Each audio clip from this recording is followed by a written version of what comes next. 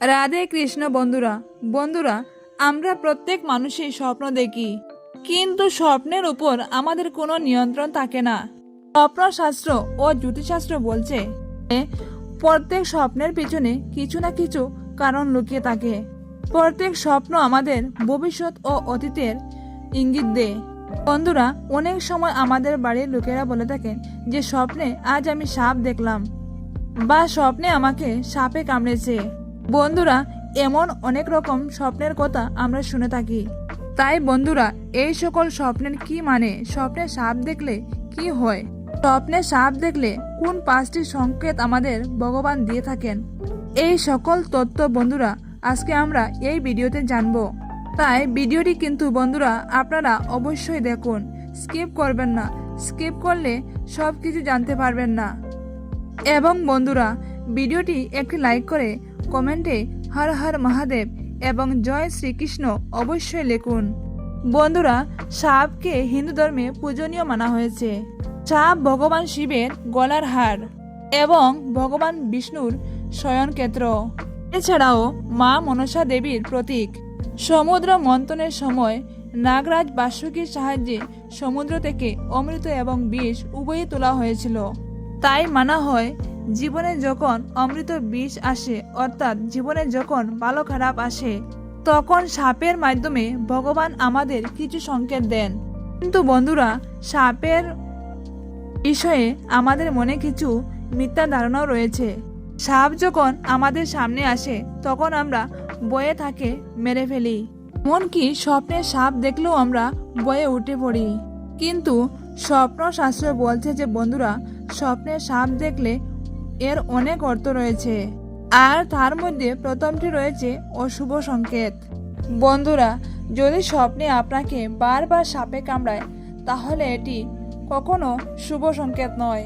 সাপটি আপনাকে সংকেত দিচ্ছে যে কোনো রোগ বা ব্যাধিতে আপনি খুবই তাড়াতাড়ি পড়তে পারেন, বা ভবিষ্যতে কোনো সমস্যা আপনাকে জীবনে ঘিরে ধরতে পারে, যেমন ব্যবসায় ক্ষতি, আশেপাশে কোনো প্রিয়জনকে হারানো, মান সম্মান হারানো।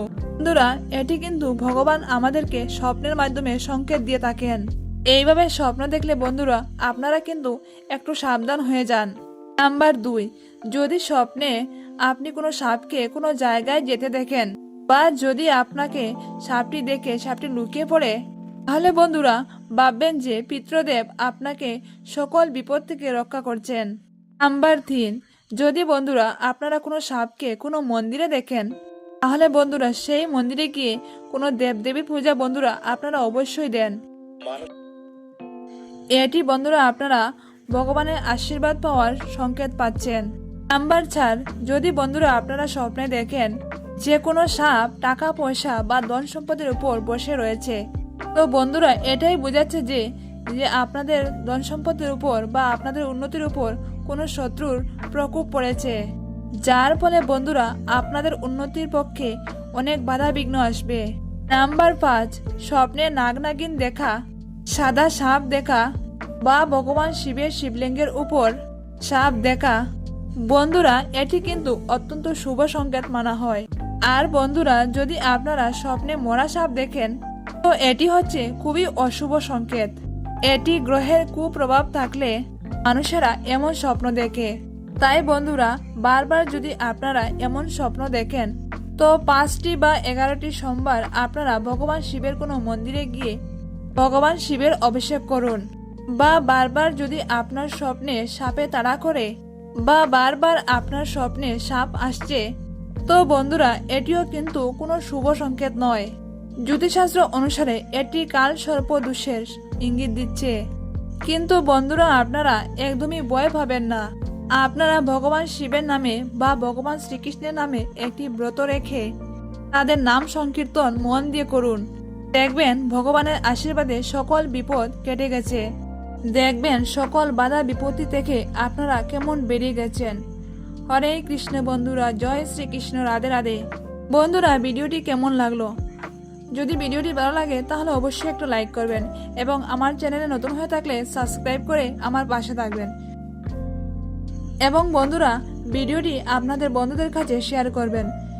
এতক্ষণ পর্যন্ত ভিডিওটি দেখার জন্য আপনাদের অসংখ্য ধন্যবাদ।